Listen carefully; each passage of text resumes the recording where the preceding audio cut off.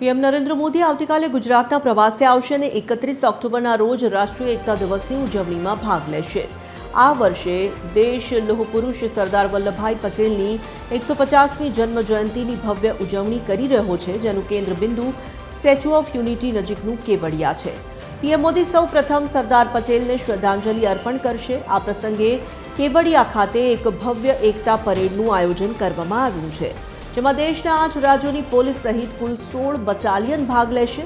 PM Modi માત્ર ઉજવણીમાં જ નહીં, પરંતુ સાથે ગુજરાતને કરોડો રૂપિયાના વિકાસ કાર્યોની ભેટ પણ આપવાના છે, જેમાં બસને લીલી ઝંડી આપશે।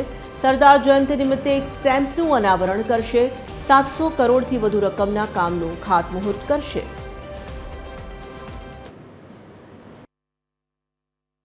રાજ્યમાં વિવિધ કામો 1219 કરોડથી પણ વધુ વિવિધ માળખાગત અને વિકાસના પ્રોજેક્ટનું ઉદ્ઘાટન અને શિલાન્યાસ આપણા દેશનો ગૌરવ અને વૈશ્વિક નેતા આદરણીય નરેન્દ્રભાઈ મોદી સાહેબના હસ્તે કરવામાં આવશે।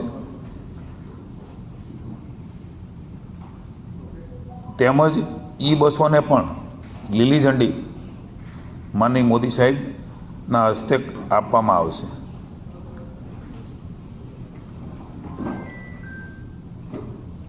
એ ઉપરાંત સરદાર 150મી જન્મજયંતિની ઉપલબ્ધિમાં એક સ્ટેમ્પનું પણ વિમોચન ત્યાંથી માનનીય વડાપ્રધાનશ્રી કરવાના છે।